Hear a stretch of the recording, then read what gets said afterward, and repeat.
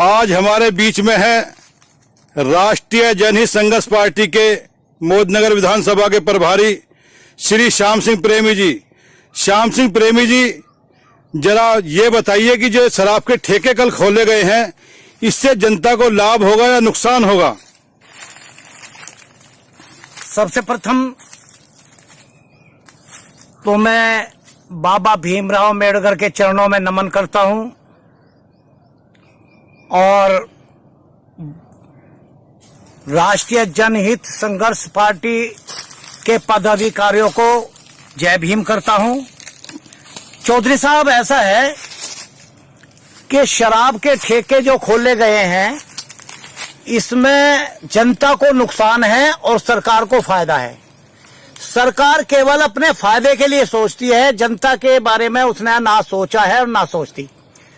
लाभ क्या है कि हमने सुना है कि दिल्ली में 70% बढ़ा दिया गया है और अरबों खरबों रुपए की शराब भारत के अंदर डेली बिकती है।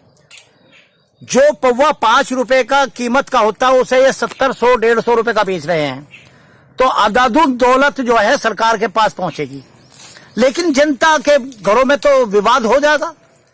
जो बेचारा आदमी घर लॉकडाउन में पड़ा है, जिसको मजदूरी नहीं है, व्यापार ठप पड़ा है, रोज रिक्शा चलाने वाला है, खोखा पटरी ठेली पे बेचने वाला है, सामान सब बंद घर पड़े हैं, वो कहां से दारू पियेंगे?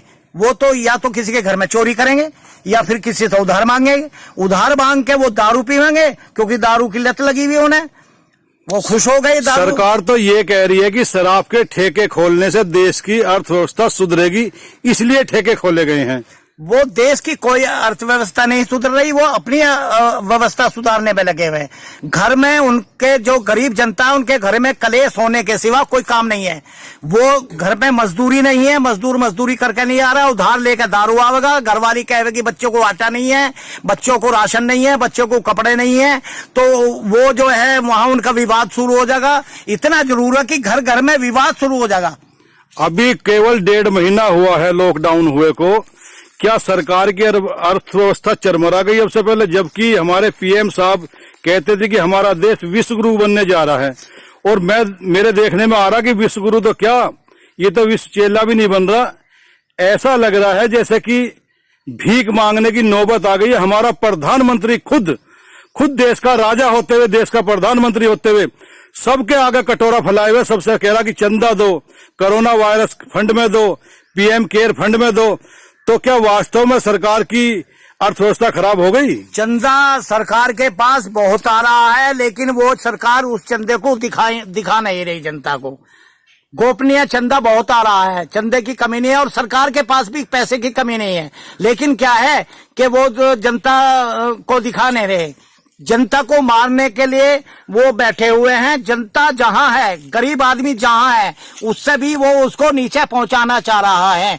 ये उनका ये उद्देश्य है कि गरीबी को नहीं, गरीब को ही मिटा दो। तो ये ठेके खुले रहने चाहिए, बंद होने चाहिए? मेरे हिसाब से तो जब तक लॉकडाउन है, जब तक ये बंद होने चाहिए। लोगों के घरों में लड़ाई विवाद कलेश बढ़ता जा रहा है, और मरीज भी बढ़ेंगे शायद इससे। और मरीज जो बढ़ेंगे, जब ऊपर तले होंगे, वहां जब भीड़ लगेगी, 100, 500 आदमी ऊपर तले दारू लेने के लिए होंगे, तो कोरोना बढ़ेगा, उससे बीमारी बढ़ेगी और ज्यादा आफत आएगी। जो ये 1.5 महीने तक लोगों को डिस्टेंसिंग में रखा गया, अलग अलग रखा गया, दूरियां बना के रखी गई, इसका क्या लाभ हुआ? जब कल ठेके पे 1000, 500, 400 आदमी लाइन में ऊपर नीचे पड़ करके दारू ले रहे हैं, तो क्या लॉकडाउन तो सारा टूट गया, चैन टूट गई? सिस्टम नहीं है कोई, हमारे भारत के अंदर कोई भी किसी तरीके का सिस्टम नहीं है।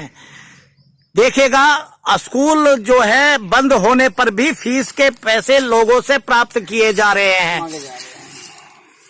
बिजली के जो मीटर लगे हुए हैं, उनको जो है ऑनलाइन उनसे पैसे लिए जा रहे हैं। गरीब आदमी, चलो अमीर आदमी जिसके पास गुंजाइश है वो तो झेल जाएगा, लेकिन जो आदमी 1.5 महीने से घर पे पड़ा, वो कहां से लाएगा, कहां से खाएगा, कहां से लाएगा, क्या करेगा? अब मान लो सरकार थोड़ा सा राशन कार्डों पे दे रही, राशन कार्डों, लेकिन वहां गेहूं या चावल, उससे केवल गुजारा थोड़ी है, और भी तो बहुत खर्चे है गरीब आदमी के। और गरीब आदमी बेचारा 1.5 महीने से घर पड़ा, और आगे आने वाले समय में पता नहीं कितने दिन तक लॉकडाउन रहा है। ये जरूरी थोड़ी है कि ये कल भी खोल देंगे। धन्यवाद प्रेमी जी। धन्यवाद जी।